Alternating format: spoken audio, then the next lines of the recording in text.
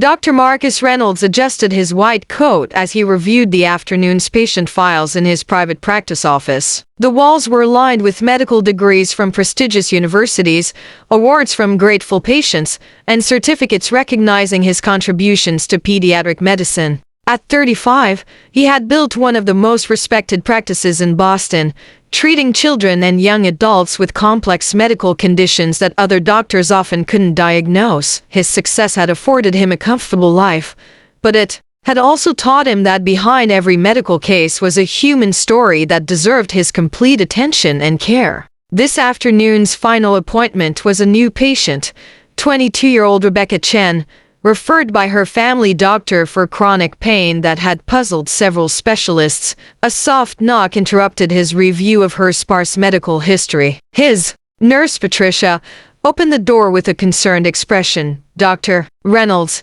your 4 o'clock appointment is here, but she seems very nervous. She's asked 3 times if the examination is absolutely necessary and if there will be a female nurse present." Marcus frowned, setting down the file. In his experience, patient anxiety usually indicated either a traumatic medical history or deeper emotional concerns that affected their physical health. "Of course, we'll have you present during the examination," he assured Patricia. "And let's make sure she knows she can stop the appointment at any time if she feels uncomfortable." When Marcus entered the examination room, he found a young woman perched on the edge of the chair beside his desk, her hands clasped tightly in her lap. Rebecca Chen was petite with long black hair that she kept tucked behind her ears, and she wore a loose-fitting sweater despite the warm spring weather. Her eyes, when she briefly looked up at him, held a mixture of hope and apprehension. "Miss Chen, I'm Dr. Reynolds," he said gently, taking a seat across from her rather than behind his desk. He had learned that sitting at the same level helped anxious patients feel less intimidated. "I understand you've been experiencing some concerning symptoms." Rebecca nodded, her voice barely above a whisper when she spoke. "Yes, sir. I've been having pain in my back and joints for about 6 months. My regular doctor ran some tests, but they couldn't find anything wrong." Marcus noticed how she kept her arms wrapped around herself, as if creating a protective barrier. Her medical history showed no major illnesses or injuries, but the gaps in routine care were telling no regular checkups, no preventive screenings. That would be normal for someone her age. "Can you tell me more about the pain? When did it start?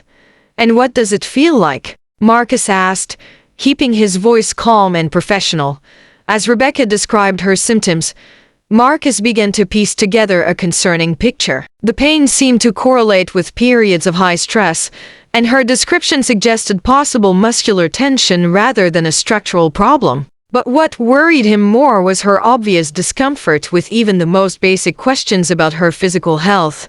"Miss Chen," he said carefully, "I'd like to do a physical examination to better understand what might be causing your pain. This would involve checking your posture, range of motion, and examining the areas where you're experiencing discomfort. Patricia will be present throughout, and will explain everything before we do it." The change in Rebecca's demeanor was immediate and dramatic. Her already pale complexion went white, and her hands began to tremble. I don't think I can do that," she stammered. "Can't you just prescribe something for the pain? I've tried everything else, physical therapy, massage, chiropractors. Nothing helps."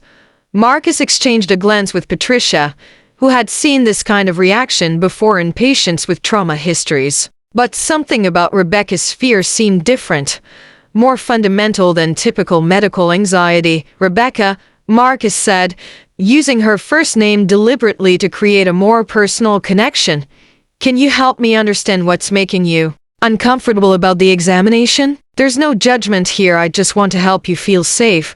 Rebecca was quiet for a long moment, staring at her hands. When she finally spoke, her words came out in a rush, as if she was afraid she'd lose her courage if she didn't say them quickly. No one has ever." She stopped, took a shaky breath, and started again. "Doctor, I've never been touched by another person. Not medically. Not in any way. The thought of someone examining me, even for medical reasons, terrifies me." Marcus felt his professional composure waver for just a moment. In 15 years of practice, he had encountered many unusual cases, but Rebecca's revelation was both heartbreaking and medically significant. The isolation she described could explain not only her anxiety but potentially her physical symptoms as well. "Thank you for trusting me with that information," he said gently. "That took courage to share, and it helps me understand how to better care for you." Marcus spent the next few minutes explaining to Rebecca how human touch and social connection affected physical health, how isolation and anxiety could manifest as chronic pain, and how her symptoms might be her body's way of expressing emotional distress.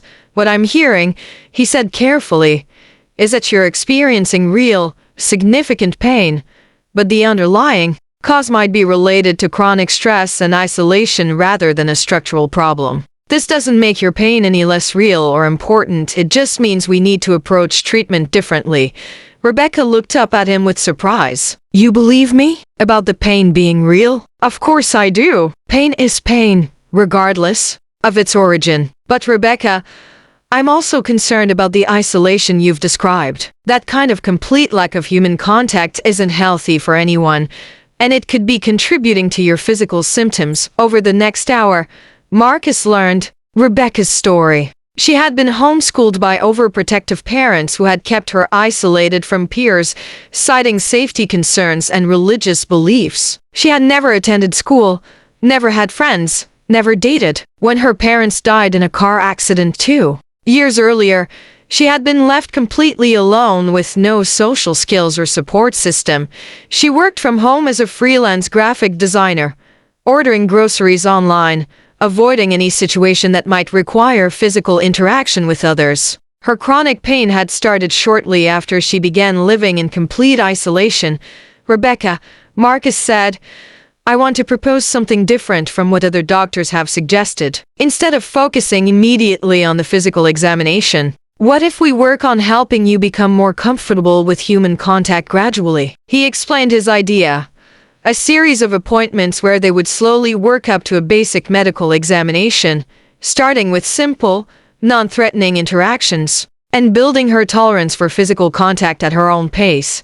"We could start with something as simple as a handshake," he suggested, "then perhaps checking your blood pressure, which only requires contact with your arm. We'll go as slowly as you need, and you'll be in control of the pace." Rebecca was quiet for several minutes considering his proposal. "You really think my pain could be related to being alone all the time?" "I think chronic stress and isolation can have profound effects on physical health," Marcus replied honestly. "Your body might be crying out for the human connection it's been denied. But more importantly, regardless of what's causing your pain, you deserve to live a full life with meaningful relationships and connections." Over the following weeks, Marcus worked with Rebecca using an approach he had never tried before. Their sessions became part medical appointment, part therapy, and part gentle introduction to human interaction. He taught her about the importance of touch for human health, how physical contact released hormones that reduced stress and promoted healing.